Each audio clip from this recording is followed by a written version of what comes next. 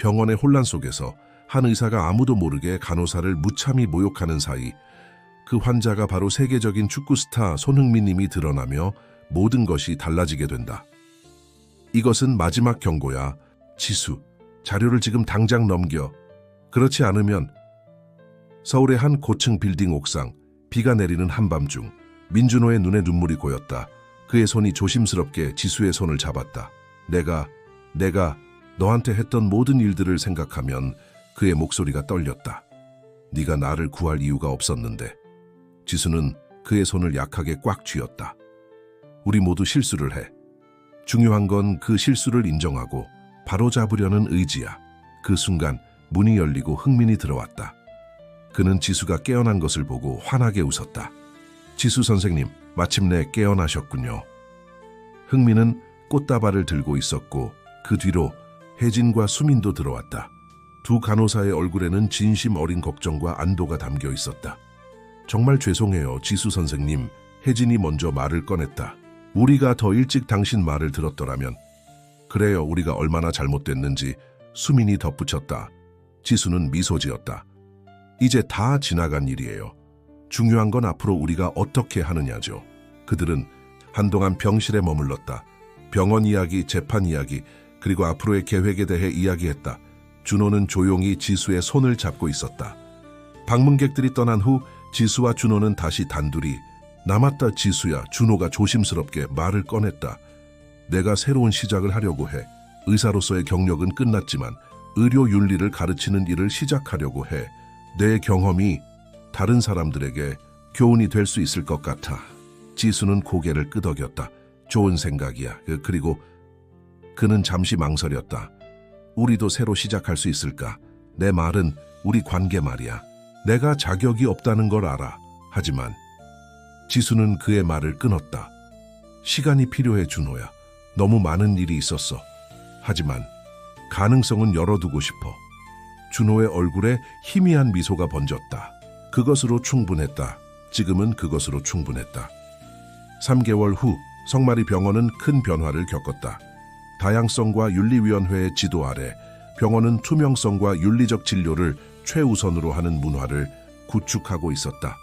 지수는 위원회 수장으로서 바쁜 나날을 보내고 있었다. 그녀가 사무실을 나서던 어느 저녁 익숙한 목소리가 그녀를 불렀다. 저녁 식사 어때? 준호였다. 그는 더 이상 병원에서 일하지 않았지만 근처 의과대학에서 의료윤리를 가르치고 있었다. 좋아, 지수가 미소 지었다. 그들은 병원 근처의 조용한 식당으로 향했다. 준호는 그의 학생들에 대해 이야기했고 지수는 병원의 새로운 정책들에 대해 이야기했다. 대화는 자연스럽게 흘렀다. 알아? 가끔은 모든 일이 꿈만 같아. 준호가 말했다. 내가 어떻게 그렇게 잘못된 길로 갔는지.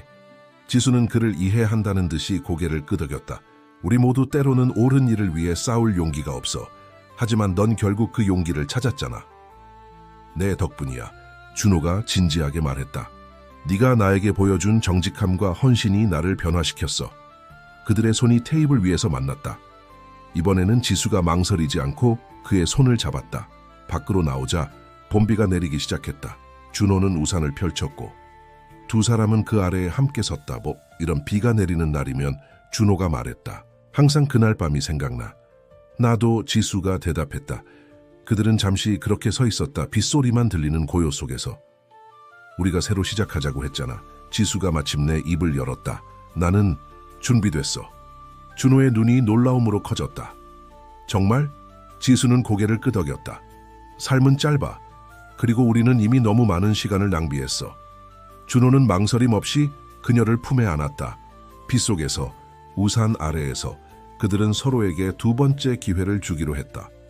다음 날 아침 지수는 성마리 병원 입구에 새로 설치된 명판을 보며 미소 지었다. 성마리 종합병원, 환자를 위한 배려, 존중 그리고 투명성. 그녀는 자신이 마침내 올바른 곳에 있다고 느꼈다. 올바른 사람들과 함께. 그리고 그녀가 항상 꿈꿔왔던 변화를 만들어가고 있었다. 총 글자 수 7.35자는 총을 지수의 머리에 겨누었다. 그의 눈에는 차가운 결심이 서려 있었다. 지수는 몸을 떨면서도 그의 시선을 피하지 않았다. 그녀의 손에는 작은 USB가 꼭 쥐어져 있었다. 1시간 전까지만 해도 그는 그녀의 동료였고 신뢰했던 사람이었다. 아니, 어쩌면 그 이상이었다. 준호야, 이게 무슨 짓이야? 우리가 함께 발견한 진실이야. 사람들은 알 권리가 있어. 비는 더욱 거세게 내렸고 그들의 옷은 이미 흠뻑 젖어 있었다. 이 자료가 공개되면 병원은 망하고 우리 모두 끝이야. 넌 그걸 원해? 환자들이 죽어가고 있어. 우리가 승인한 약 때문에. 준호는 잠시 망설이는 듯했으나 총을 더 가까이 가져갔다. 넌 항상 순진했어. 세상이 그렇게 단순하지 않아. 그 순간 옥상 문이 열리며 경찰 사이렌 소리가 울려 퍼졌다. 경찰이다. 모두 움직이지 마. 준호의 눈빛이 흔들렸다. 지수는 이 순간을 놓치지 않고 그에게 달려들었다. 둘은 미끄러운 옥상 바닥에서 몸싸움을 벌였고 총이 바닥에 떨어졌다. 지수는 간신히 몸을 일으켰지만 준호는 이미 옥상 가장자리로 그녀를 밀어붙였다. 미안해, 지수야. 그의 눈에서 눈물이 흘러내렸다. 균형을 잃은 지수는 옥상 가장자리에 매달렸다. 45층 아래로 시선을 던지자 현기증이 났다. 손가락이 미끄러지기 시작했다. 준호야, 도와줘. 그는 그녀의 손을 잡으려다 멈췄다. 그의 표정에는 갈등이 깊게 새겨져 있었다. 네가 살아남으면 모든 것이 끝나. 지수의 한 손이 미끄러졌다. 이제 그녀는 한 손으로만 매달려 있었다. 준호는 그대로 서 있었다. 네가 정말 그런 사람이었어? 지수의 눈에서 눈물이 흘러내렸다. 경찰들이 점점 가까워지고 있었다. 준호는 마지막으로 지수를 바라보았다. 그들의 눈이 마주쳤다. 그리고 지수의 손이 미끄러졌다. 6개월 전 바닥 트인 창문으로 서울의 스카이라인이 보이는 성마리 종합병원의 회의실. 지수는 새로운 의약품 평가 위원회의 일원으로 첫 회의에 참석했다. 간호사인 그녀는 이 병원에 입사한 지 겨우 1년밖에 되지 않았지만 이미 뛰어난 전문성과 헌신으로 주목받고 있었다. 여러분, 이번 의약품 평가는 병원의 미래를 결정할 만큼 중요합니다. 이사장 이강호는 카리스마 넘치는 목소리로 회의를 시작했다. 그는 50대 중반의 날카로운 눈매를 가진 남자로 성마리 종합병원을 중소병원에서 서울 최고의 의료기관으로 성장시킨 인물이었다. 신경성 질환 치료제 NS7은 알츠하이머부터 파킨슨병까지 다양한 질환에 효과가 있을 것으로 기대됩니다. 임상시험 결과는 매우 유망합니다. 지수의 시선은 자연스럽게 팀장인 민준호에게 향했다. 35세의 준호는 병원 내에서 가장 유능한 의사로 알려져 있었다. 그는 의약품 평가 분야에서 이미 뛰어난 성과를 보여주었고 의료계에서도 인정받는 인물이었다. 한지수 간호사, 준호가 그녀를 부르자 지수는 긴장했다. 당신의 환자, 케어 경험이 이번 평가에 큰 도움이 될 겁니다. 함께 일하게 되어 기쁩니다. 그렇게 지수는 NS7 평가팀의 핵심 멤버가 되었다. 처음에는 모든 것이 완벽했다. 평가는 순조롭게 진행되었고 임상시험 결과도 놀라울 정도로 좋았다. 특히 준호와의 협업은 그녀에게 새로운 세계를 열어주었다. 밤늦게까지 이어지는 환자 데이터 분석과 토론 속에서 둘의 관계는 단순한 동료를 넘어섰다. 지수는 자신도 모르게 준호에게 마음이 끌렸고 그 역시 그녀에게 특별한 감정을 품고 있는 듯했다. 너의 관찰력이 정확했어. 지수야, 내 분석이 문제를 해결했어. 데이터 분석이 성공했을 때 준호가 기쁨에 넘쳐 그녀를 안아주던 날, 지수는 그에게 완전히 빠져들었다고 느꼈다. 하지만 3개월 후 모든 것이 변하기 시작했다. 준호의 조수인 손흥민이 처음으로 의심을 제기했다. 28세의 젊은 약사였던 흥민은 항상 차분하고 꼼꼼했지만 그날은 달랐다. 지수 선생님, 임상 데이터에 이상한 점이 있어요. 처음에 지수는 그의 말을 심각하게 받아들이지 않았다. 하지만 흥민이 보여준 데이터는 분명 문제가 있었다. NS7을 투여받은 일부 환자들에게서 심각한 부작용이 나타났지만 그 기록이 최종 보고서에서는 누락되어 있었다. 이건 실수일 거야. 준호 선생님에게 말해볼게. 하지만 준호의 반응은 예상과 달랐다. 작은 부작용은 모든 약에 있어. 이 정도는 무시해도 돼. 더 큰 그림을 봐야지. 그날 이후 지수는 점점 더 많은 불일치를 발견했다. 임상시험 결과가 조작된 흔적, 심각한 부작용이 은폐된 정황, 그리고 급하게 진행되는 약품 승인 일정. 준호야, 이건 잘못됐어. 우리가 승인하는 약이 환자들에게 해를 끼칠 수 있어. 준호는 그녀의 우려를 일축했다. 모든 약은 위험과 이익의 균형이야. 우리는 더 많은 사람을 구할 수 있어. 지수는 점점 고립되기 시작했다. 그녀의 우려는 무시되었고 심지어 그녀의 평가, 권한도 제한되었다. 김혜진과 박수민 간호사들은 그녀를 향해 냉소적인 태도를 보였다. 오직 흥민만이 그녀의 편이었다. 선생님, 저도 더 많은 증거를 찾았어요. 이건 단순한 실수가 아니에요. 의도적인 조작입니다. 두 사람은 비밀리에 증거를 모으기 시작했다. 그리고 마침내 가장 충격적인 증거를 발견했다. NS7의 장기 사용은 치명적인 뇌 손상을 일으킬 수 있었고 이강호 이사장과 준호는 이미 이 사실을 알고 있었다. 이건 범죄야. 지수는 떨리는 손으로 데이터를 들었다. 그날 밤 그녀는 준호에게 마지막으로 기회를 주기로 했다. 그는 그녀의 멘토였고 그녀가 존경했던 사람이었다. 무엇보다도 그녀가 사랑했던 사람이었다. 준호야, 우리가 발견한 것을 봐야 해. 그리고 함께 바로잡아야 해. 준호의 아파트에서 그들은 밤새 이야기했다. 처음에 준호는 분노했지만 점차 지수의 말을 듣기 시작했다. 내가 눈을 감았던 거야. 그가 마침내 인정했다. 하지만 너무 많은 것이 걸려 있어. 내 경력, 병원의 미래, 환자들의 생명이 더 중요해. 지수가 말했다. 새벽이 되자 준호는 결심한 듯했다. 내 말이 맞아. 우리가 이 일을 바로잡아야 해. 지수는 안도의 한숨을 내쉬었다. 그녀는 준호를 믿었다. 그들은 함께 이 문제를 해결할 수 있을 것이라고 생각했다. 하지만 그것은 그녀의 가장 큰 실수였다.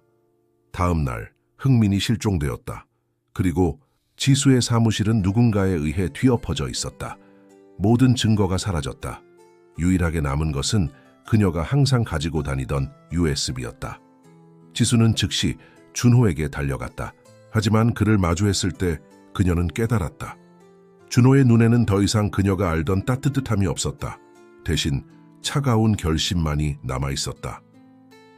미안해, 지수야. 하지만 이건 너무 큰 문제야. 우리가 통제할 수 있는 범위를 넘어서.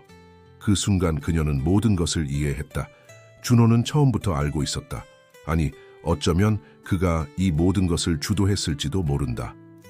어떻게 이럴 수 있어? 이건 병원 경영이야. 지수야, 너무 순진하게 생각하지 마. 그날 밤 지수는 도망쳤다. 그녀는 흥민을 찾기 위해 필사적으로 노력했지만 그에 대한 흔적은 어디에도 없었다. 경찰에 신고하려 했지만 증거가 부족했다. 그리고 그녀는 성마리 병원의 영향력이 얼마나 큰지 알고 있었다. 그렇게 일주일이 지났다. 지수는 숨어 지내며 더 많은 증거를 모으려 했다. 그리고 그날 밤 준호로부터 문자를 받았다. 흥민이가 위험해, 도와줘. 병원 본관 옥상에서 만나자. 자정에. 지수는 함정일 수도 있다고 생각했다. 하지만 흥민이 정말 위험하다면 그녀는 가야만 했다. 그녀는 경찰에 익명으로 제보를 남기고 USB를 꼭 쥔 채 병원 본관으로 향했다. 지수의 손이 미끄러지는 순간 준호는 본능적으로 몸을 던졌다. 그는 간신히 그녀의 손목을 붙잡았다. 잡았어. 버텨. 그의 얼굴은 비로 젖어 있었지만 그것이 모두 비는 아니었다.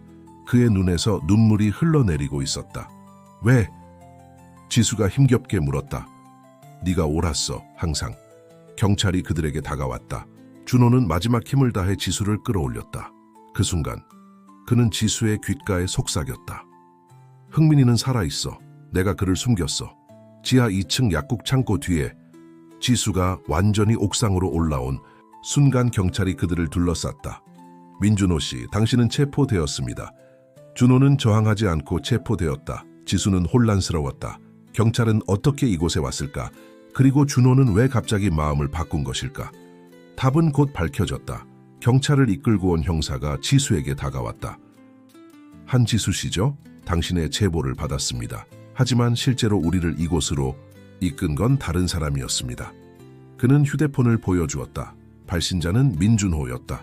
자정정각 성마리 병원 본관 옥상으로 와주세요. 모든 증거가 있습니다. NS7의 위험성과 병원의 은폐에 대한 지수는 충격을 받았다. 준호는 그녀를 해치기 위해 온 것이 아니었다. 그는 자신을 넘기기 위해 온 것이었다. 이어지는 며칠은 그녀의 인생에서 가장 혼란스러운 시간이었다. 경찰, 조사, 언론의 폭로, 그리고 병원의 명성 추락, 모든 것이 너무 빠르게 진행되었다. 흥민은 준호가 말한 대로 지하 2층 약국 창고 뒤에 있는 비밀 공간에서 발견되었다. 그는 약간의 탈수 상태였지만 다행히 큰 부상은 없었다. 준호, 선생님이 저를 숨겼어요. 흥민이 병원 침대에서 말했다. 그는 이강호 이사장이 저를 해칠 거라고 했어요. 처음에는 저를 위협했지만 나중에는 보호하려 했어요. 더 많은 증거가 나왔다. NS7의 위험성, 임상시험 조작, 그리고 이 모든 것이 이강호 이사장의 지시로 이루어졌다는 사실. 준호는 처음에는 공모자였지만 나중에는 모든 것을 기록하고 있었다. 지수는 마침내 구치소에 있는 준호를 면회했다. 왜 그랬어? 그녀는 통유리 너머로 그를 바라보며 물었다. 준호는 지쳐 보였지만 그의 눈에는 이상하게도 평온함이 깃들어 있었다. 처음에는 성공과 인정이 전부인 줄 알았어. 이강호 이사장의 인정을 받는 것이 내 꿈이었지. 하지만 네가 나타나고 네가 보여준 열정과 정직함, 그것이 나를 변화시켰어. 그는 잠시 말을 멈추고 깊은 한숨을 내쉬었다. 하지만 난 겁쟁이였어. 모든 걸 바로잡고 싶었지만 동시에 내가 쌓아온 모든 것을 잃을까 두려웠어. 그래서 두 개의 삶을 살았어. 하나는 병원에 충직한 의사로, 다른 하나는 모든 것을 기록하는 내부 고발자로. 그럼 흥민이는? 이강호가 그를 제거하려 했어. 나는 그를 먼저 찾아 숨겼어. 적어도 한 사람은 구하고 싶었어. 지수의 눈에 눈물이 고였다. 그리고 나는 옥상에서 준호는 고개를 숙였다. 난 여전히 나 자신과 싸우고 있었어. 네가 떨어질 뻔했을 때 마침내 깨달았어. 내가 정말로 무엇을 위해 싸워왔는지. 두 사람은 오랫동안 침묵했다. 내가 용서받을 수 있을까? 준호가 마침내 물었다. 지수는 그 질문에 대한 답을 가지고 있지 않았다. 하지만 그녀는 알았다. 그녀의 마음 한 구석에는 여전히 그를 향한 감정이 남아 있었다. 1년 후 이본 서울 중앙지방법원 성마리 병원 사건의 최종 선고가 내려지는 날이었다. 지수는 증인석에서 내려와 법정 뒤편에 앉았다. 지난 1년간 그녀의 인생은 완전히 바뀌었다. 그녀는 병원 내 다양성과 윤리위원회의 책임자가 되었고 그녀의 경험을 바탕으로 의료계의 투명성을 높이기 위해 노력했다. 흥민은 그녀의 팀에 합류했고 둘은 좋은 동료가 되었다. 하지만 지수의 마음 한구석에는 여전히 준호에 대한 생각이 자리 잡고 있었다. 이강호는 15년형을 선고받았다. 그의 지시로 NS7의 위험성이 은폐되었고 이미 처방된 약물로 인해 수십 명이 심각한 부작용을 겪었다. 마지막으로 준호의 차례가 왔다. 피고인 민준호, 일어서 주십시오. 준호는 천천히 일어났다. 그는 더 이상 자신감 넘치는 의사가 아니었다. 하지만 그의 눈에는 진정한 후회와 결의가 담겨 있었다. 피고인은 중대한 범죄에 가담했지만 동시에 중요한 증거를 제공하여 더 큰 범죄를 밝히는 데 기여했습니다. 또한 피해자 손흥민 씨를 보호한 점을 고려하여 판사의 선고는 5년 집행유예였다. 준호는 자유의 몸이 되었지만 그의 의사 자격은 정지되었고 경력은 사실상 끝났다. 법정이 파한 후 지수는 망설이다가 준호에게 다가갔다. 어떻게 지낼 거야? 준호는 쓴웃음을 지었다. 아직 모르겠어. 새 출발을 해야겠지. 그들은 법원 계단을 함께 내려왔다. 봄바람이 불어왔다. 난 아직도 매일 밤 그날을 생각해. 준호가 말했다. 네가 거의 떨어질 뻔했던 순간, 내가 너를 구하기로 결심했던 순간, 그리고 그 전에 내가 너를 위험에 빠뜨렸던 모든 순간들. 지수는 그를 바라보았다. 그녀의 감정은 여전히 복잡했다. 분노, 배신감, 하지만 동시에 이해와 용서의 마음도 있었다. 그때 그들의 대화는 갑작스러운 외침에 의해 중단되었다. 저기 있어, 살인자, 내 딸을 죽인 살인자. 한 중년 여성이 그들을 향해 달려왔다. 그녀의 손에는 칼이 들려 있었다. 당신 때문에 내 딸이 죽었어. NS 침을 복용하고 뇌출혈로 죽었다고. 그녀는 준호를 향해 칼을 휘둘렀다. 지수는 본능적으로 준호 앞에 몸을 던졌다. 날카로운 통증이 그녀의 옆구리를 관통했다. 그녀는 준호의 팔에 쓰러졌다. 지수야. 주변은 순식간에 혼란에 빠졌다. 경찰이 여성을 제압했고 구급대가 호출되었다. 준호는 지수를 안고 있었다. 그의 손은 그녀의 피로 붉게 물들었다. 왜 그랬어 바보야가 지수는 힘겹게 미소 지었다. 너도 날 구했잖아. 그녀의 시야가 흐려지기 시작했다. 준호의 필사적인 외침이 점점 멀어져 갔다. 버텨. 지수야 제발 내가 아직 하지 못한 말이 있어. 그녀는 의식을 잃기 전 마지막으로 그의 얼굴을 보았다. 그리고 생각했다. 아 그래 나는 여전히 그를 사랑해. 지수는 병원 침대에서 천천히 눈을 떴다. 흰 천장, 규칙적인 심박수 모니터 소리, 그리고 창문으로 들어오는 따스한 햇살. 그녀의 시선이 방 한구석에 있는 소파로 향했다. 준호가 불편한 자세로 잠들어 있었다. 그의 옆에는 위에 꽃이 담긴 화병과 책이 놓여 있었다. 간호사 혜진이 방에 들어왔다. 아, 깨어나셨군요. 다행이에요. 준호 선생님이 사흘 동안 한 번도 자리를 떠나지 않았어요. 지수는 웃으려 했지만 상처 때문에 아팠다. 그는 그냥 동료예요. 아, 죄송해요. 하지만 정말 많이 걱정하시더라고요. 수민 간호사도 매일 들러서 걱정했어요. 혜진이 나간 후 준호가 깨어났다. 그는 지수가 깨어난 것을 보고 즉시 그녀에게 달려왔다. 지수야, 괜찮아? 아픈 데 있어? 그녀는 약하게 웃었다. 괜찮아, 살 것 같아. 준호는 안도의 한숨을 내쉬었다. 그의 눈은 충혈되어 있었고 수염도 깎지 않은 상태였다. 의사 선생님이 다행히 중요 장기는 다치지 않았대. 회복하는 데 시간이 좀 걸릴 거래. 침묵이 흘렀다. 그들은 서로를 바라보았지만 무슨 말을 해야 할지 몰랐다. 왜 그랬어? 준호가 마침내 물었다. 왜 나를 위해 그런 위험을 감수한 거야? 지수는 잠시 생각했다. 그녀가 왜 그랬을까? 단순한 반사 행동이었을까? 아니면 더 깊은 이유가 있었을까? 난 모르겠어. 그녀가 정직하게 대답했다. 그냥 그렇게 했어. 너를 잃고 싶지 않았나 봐. 준호.